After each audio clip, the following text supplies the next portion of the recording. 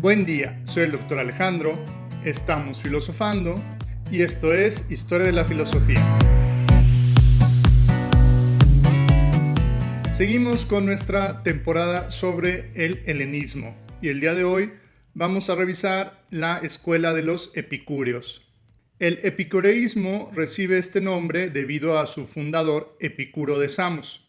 Si era conocido que Diógenes se refugiaba en un barril y que los estoicos se reunían en un pórtico en medio de la ciudad, los epicúreos se van a reunir en el jardín de Epicuro.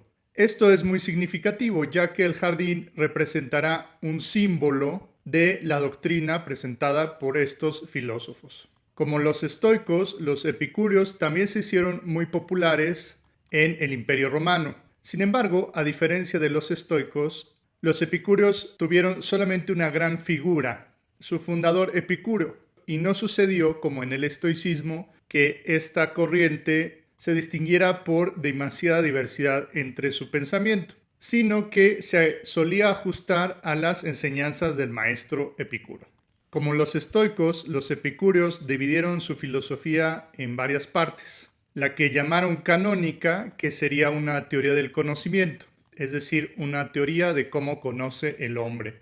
Dividían las etapas del conocimiento en tres partes también: en la sensación, aquello que percibimos con nuestros sentidos; en la representación, aquellas ideas que nos formamos en nuestro interior; y en la opinión, que es decir, las opiniones que formamos a partir de las sensaciones y las representaciones.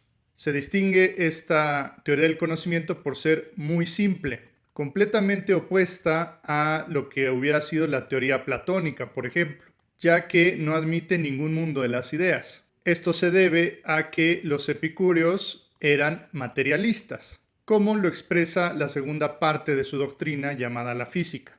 En la física de los epicúreos se plantea algo muy similar a lo que ya habían formulado los atomistas Demócrito y Leucipo, quienes ya tuvimos la ocasión de ver anteriormente. Para los epicúreos, como los atomistas, todo estaría formado de átomos, todo sería absolutamente material y no habría nada llamado así espiritual. Admiten la existencia de un alma, pero de un alma formada igualmente de átomos y de materia. Estas doctrinas fueron muy importantes muchos siglos después para Karl Marx, quien haría su tesis precisamente sobre el materialismo de Demócrito y de Epicuro.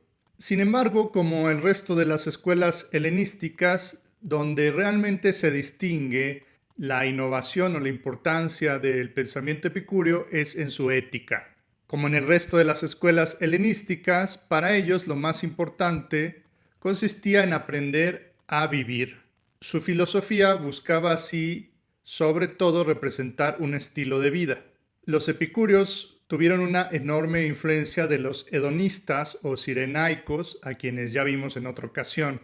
En este punto podemos ver una analogía con los estoicos, pues los estoicos representaban una posición más sofisticada del cinismo, y en este caso el epicureísmo representa una posición más sofisticada del hedonismo. Se trata de una posición más sofisticada, más compleja de lo que los hedonistas planteaban, quienes solamente pensaban que se debía buscar el placer. Para lograr esto, los epicúreos pensaban que debíamos valernos de la razón para adquirir el máximo de placer y el mínimo de dolor. El resultado de esto, si se hace correctamente, es la tranquilidad del cuerpo y del alma, algo que ellos llamaban ataraxia. La ataraxia consistía en no sufrir ninguna perturbación, estar tranquilo, calmado y sin embargo poder disfrutar adecuadamente de los placeres, pero evitando los dolores. Si podemos hacer una analogía, pensemos que los hedonistas buscaban el placer sin medida, pero esto a veces lleva a muchos dolores. Por ejemplo, en una gran comida o en una gran fiesta, lo que sucede al día siguiente siempre es un empacho o una resaca.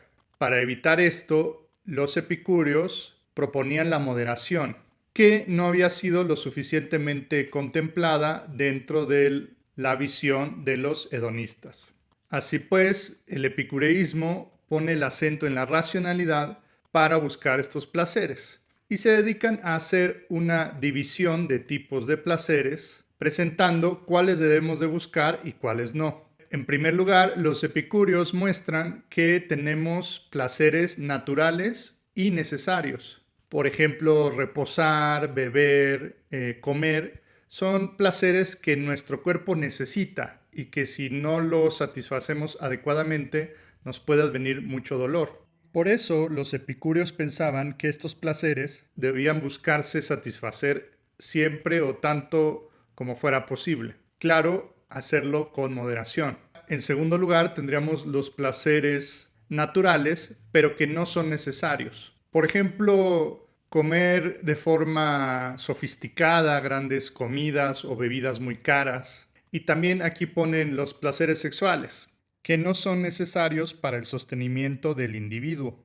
A estos placeres los epicúreos recomiendan aceptarlos cuando están, pero no extrañarlos cuando no están, sino simplemente tomarlos cuando vienen. La clave es no apegarse demasiado a ellos y no extrañarlos si hacen falta. Finalmente, los epicúreos hablan de los placeres que ni son naturales, pero que tampoco son necesarios. Por ejemplo, la ambición de gloria, de fama, de fortuna, de reconocimiento, tener muchas propiedades.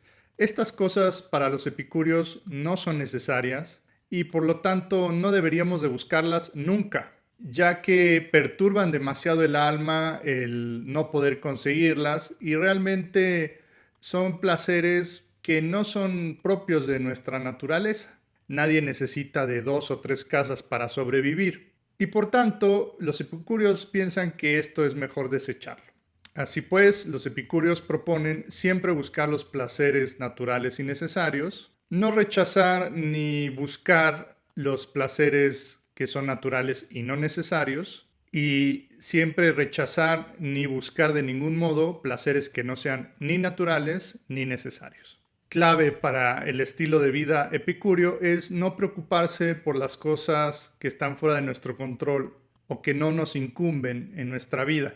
Una de estas es la muerte. Epicúreo pensaba que no había razón alguna por la cual temer a la muerte, ya que cuando nosotros estamos presentes, la muerte no ha llegado, y cuando la muerte ha llegado, nosotros ya no estamos presentes.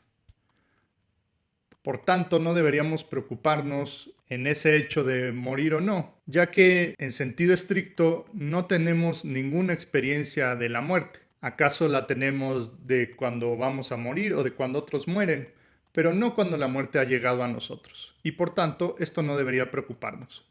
La filosofía epicúrea se puede resumir en el tetrafármaco, es decir, en la medicina de 4 vías, que eran 4 recomendaciones que daban los epicúreos para vivir de forma feliz. En primer lugar, no temer a los dioses, ya que los epicúreos pensaban que estos no tenían ninguna incidencia en nuestra vida.